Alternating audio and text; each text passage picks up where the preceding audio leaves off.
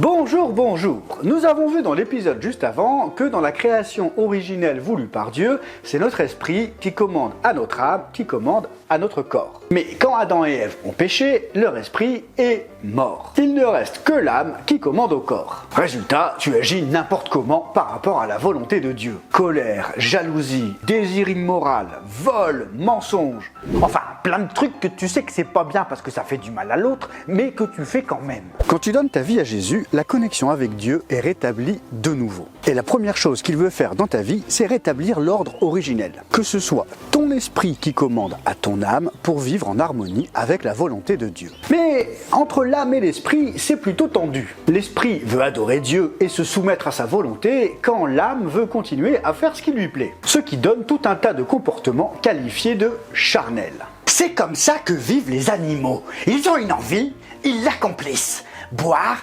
manger, dormir, montrer les dents, s'enfuir. Et puis, vu que l'esprit est actif, on revient vers Dieu. Oh Seigneur, pardonne-moi. Puis on retombe dans nos vieux comportements. Puis on revient. Oh Seigneur, pardonne-moi. Un peu comme les Hébreux dans l'Ancien Testament. Ils se détournèrent de l'Éternel, ils retournèrent à l'Éternel. Ils se détournèrent de l'Éternel, ils retournèrent à l'Éternel. Ils se détournèrent de l'Éternel, ils retournèrent. Pardonne-moi. Mais la volonté de Dieu n'est pas que nous soyons des yo-yo spirituels, mais plutôt que nous soyons équilibrés et fermement établis dans notre identité en Christ.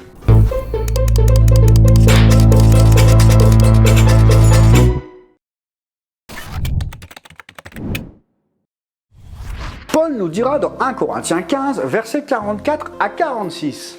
Il est semé corps naturel, il ressuscite corps spirituel. S'il y a un corps naturel, il y a aussi un corps spirituel. C'est pourquoi il est écrit, le premier homme, Adam, devint un être vivant. Le dernier Adam est un esprit qui communique la vie. Mais ce n'est pas le spirituel qui vient en premier, c'est le naturel. Ce qui est spirituel vient ensuite. Qu'est-ce que ça veut dire tout ce charabia? Eh bien, le corps naturel, c'est notre enveloppe physique, contrôlée par notre âme. C'est-à-dire que notre enveloppe de chair répond directement à notre âme, et ça, c'est pareil pour tout le monde. Eh oui, même toi qui te penses hyper spirituel, tu es né comme ça. Lorsque nous naissons de nouveau, notre esprit ressuscité entre en jeu, et commence à donner des directives à l'âme. Et un corps spirituel est un corps dans lequel l'âme n'entre plus vraiment en jeu. C'est l'esprit qui donne ses directives et le corps réagit directement. L'âme est complètement soumise à l'esprit. Mais nous n'en sommes pas là pour l'instant, notre âme est toujours bien en place, logiquement dépendante de l'esprit pour agir en harmonie avec la volonté de Dieu. Sauf que, dans le concret, c'est pas toujours le cas. Pouet, pouet, pouet, pouet, pouet, pouet, tu m'énerves. Pouet, pouet, t'es débile. Pouet, pouet, tu t'es regardé avant de parler. Pouet, pouet, pouet, pouet, pouet, pouet, t'es débile. Pouet, pouet, tu m'énerves. Pouet, pouet, pouet, pouet, pouet, pouet, tu t'es regardé avant de parler.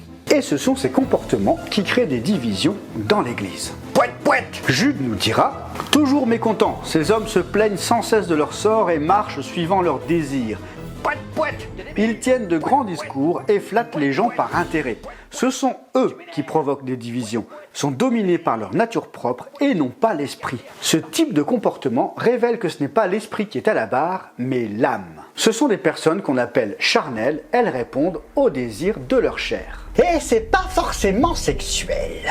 Lorsqu'on est dans ce cas de figure, nous ne regardons plus à l'éternité et à l'espérance offerte par Dieu en Jésus-Christ, mais nous regardons à nous-mêmes, succès, plaisir, richesse, et Dieu n'est pas un distributeur de bonbons. Donne-moi ceci, fais cela, s'il te plaît, que ce travail soit pour moi. Mais si ce n'est pas la volonté de Dieu que tu aies ce travail, il ne débloquera rien du tout. En revanche, si tu veux à tout prix y aller, il n'ira pas contre ta volonté. Et ne pourra pas faire grand chose de plus que te regarder galérer dans ce pétrin dans lequel tu t'es toi-même embarqué. Et c'est quand tu reviendras sincèrement à lui qu'il t'aidera à réparer les pots que tu auras toi-même cassés. Tout seul, comme un grand. Et je pense que vous vous en doutez, mais c'est dans cette voie que les démons vont s'engouffrer pour infiltrer l'Église. Encore une fois, je ne parle pas d'un bâtiment, je parle des croyants. Même si un chrétien appartient à Jésus-Christ, il peut être sous influence démoniaque et risquer d'ouvrir une porte pour les frères et sœurs qui le côtoient. C'est comme ça qu'on voit apparaître dans certaines assemblées des pratiques qui n'ont pas grand-chose à voir avec la volonté de Dieu. Des divisions, des comparaisons, des murmures. Le seul outil véritablement efficace pour apprendre à discerner ce qui est spirituel de ce qui est charnel, c'est la parole de Dieu qu'on peut lire dans la Bible. Hébreux 4,12. La parole de Dieu est vivante et efficace, plus tranchante que toute épée à deux tranchants, pénétrante jusqu'à séparer âme et esprit, jointure et moelle. Elle juge les sentiments et les pensées du cœur. Et ça s'utilise comment? Jésus nous parle de nourriture spirituelle, et c'est exactement ce qu'est la parole de Dieu, de la nourriture spirituelle. Quand on vient de se convertir à Christ, on est un peu comme des bébés, on se nourrit uniquement de lait. Puis plus on grandit et plus on peut passer à la nourriture solide. Je vous ferai un épisode si vous voulez sur le lait et la nourriture solide. Hébreux 5, versets 13 et 14. Or, celui qui en est au lait est inexpérimenté dans la parole de justice, car il est un petit enfant. Mais la nourriture solide est pour les adultes, pour ceux qui, en raison de leur expérience, ont le jugement exercé à discerner ce qui est bien et ce qui est mal. Pour être en bonne santé, il faut se nourrir de la bonne nourriture régulièrement. Si tu ne prends qu'un seul repas dans la semaine, le dimanche matin par exemple, est-ce que tu crois que ton corps sera en bonne santé? Bien sûr que non. En temps normal, tu manges en moyenne 2 à 3 fois par jour, ce qui évite d'avoir des carences. Et à force de prendre des repas, tu commences à discerner ce qui est bon. Oh bah c'est sûr que boire que du lait, c'est pas terrible pour ton équilibre alimentaire. Il est donc essentiel de lire la Bible chaque jour pour bien discerner ce qui est spirituel de ce qui est charnel. Ensuite, il y a la mise en pratique de ce que vous avez reçu pour que votre transformation spirituelle puisse prendre place dans le naturel. Romains 12,2. Ne vous conformez pas au monde actuel, mais soyez transformés par le renouvellement de l'intelligence, afin de discerner la volonté de Dieu, ce qui est bon, agréable et parfait.